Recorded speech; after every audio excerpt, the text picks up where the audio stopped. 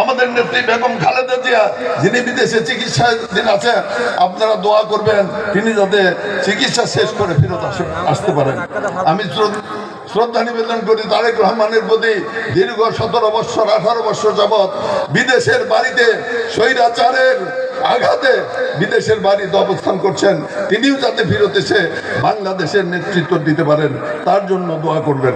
দোয়া করবেন এই আগস্ট এবং জুলাইয়ের আন্দোলনে যারা শহীদ হয়েছেন, জুলাই এবং আগস্টের আন্দোলনে যারা নিহত হয়েছেন, এই আমাদের গোপালপুরের 4জন নিহত হয়েছেন। আমরা 3 জনের খবর পেয়েছি, একজনের খবর মানে কাগজপত্র এখন আমাদের হাতে এসে পৌঁছে নাই।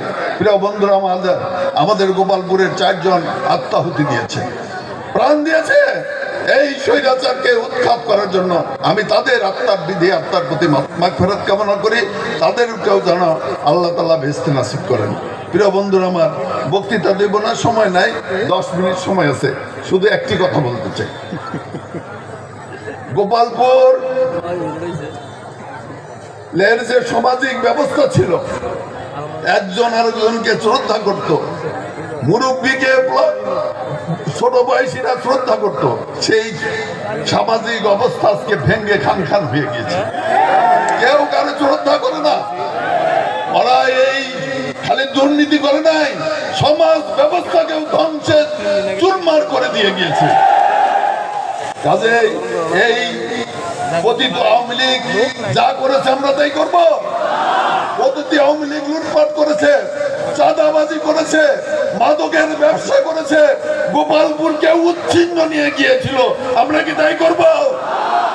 আমি আপনার কাছে বলতে চাই, অনেক কথাই শুনি, আজকে আমরা সমাবেশ করলাম, আগামীকাল থেকে যাতে তা শুনি আমাদের মধ্যে কেউ অন্যায় কাজের সাথে জড়িত আছে, আর জানে না শুনি কেউ মাদকের ব্যবসা করতেছে, কেউ মাদকের সাথে জড়িত যদি করে থাকেন, তাদের কিন্তু বাংলাদেশ জাতীয়তাবাদী দলে কোনো স্থান হবে না। আরেকটি কথা বলতে চাই, অনেক নেতারা দল ভারী করার জন্য, পকেট ভারী করার জন্য আওয়ামী লীগের নেতাদেরকে, আওয়ামী লীগের কর্মীদেরকে পাশে টাইনে আনতেছেন। তাদেরকে বলতে চাই, 17 বৎসর কারাগারে ছিলাম, যারা আন্দোলন এবং সংগ্রাম করেছে তারাই নেতৃত্ব দিবে, তারাই সবার আগে থাকবে। প্রিয় বন্ধুরা, এই কথাটি বলে রাখলাম। আরেকটি কথা বলে রাখলাম যে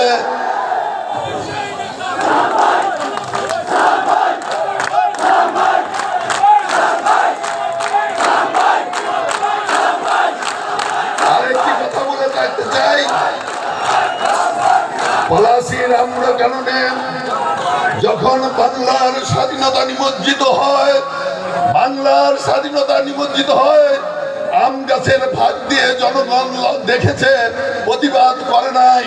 একটি করে ঢোল ছিললেও ক্লাইমের সৈন্যরা বাংলা দখল করতে পারত না, পারত। আজকেও বাংলাদেশের মধ্যে ভয়াবহ ষড়যন্ত্র এবং চক্রান্ত হচ্ছে, আন্তর্জাতিক চক্রান্ত এবং ষড়যন্ত্র হচ্ছে। এবং পতিত স্বৈরাচার এখনো ইন্ডিয়ায় বসে, এই দেশে বসে চক্রান্ত এবং ষড়যন্ত্র করে যাচ্ছে। আপনাদের পাশে মিশে, আপনাদের মধ্যে মিশে, আপনাদের মধ্যেও বিভ্রান্ত সৃষ্টি করে, ভুল বুঝাবুঝি সৃষ্টি করে, দ্বন্দ্ব লিপ্ত করে বাংলাদেশের স্বাধীনতা, বাংলাদেশের সার্বভৌমত্ব নস্যাৎ করার চেষ্টা করছে। কাজেই সকলকে আবেদন জানাবো, আসুন আমাদের মধ্যে যদি কোনো ভুল বোঝাবুঝি থাকে, সমস্ত ভুল বোঝাবুঝি ভুলে গিয়ে আমরা যারা জিয়ার সৈনিক, এক হয়ে আমরা দেশকে ঐক্যবদ্ধ রাখতে পারি, এক হয়ে এই টাঙ্গাইল গোপালপুরকে ঐক্যবদ্ধ রাখতে পারি। সেই জন্য আপনাদের কাজ করার আবেদন জানিয়ে আপনারা যারা এখানে উপস্থিত হয়েছেন তাদেরকে ধন্যবাদ দিয়ে আমি আমার বক্তব্য শেষ করছি। আল্লাহ হাফেজ। বাংলাদেশ জিন্দাবাদ, শহীদ জিয়া জিন্দাবাদ, খালেদা জিয়া জিন্দাবাদ। এখন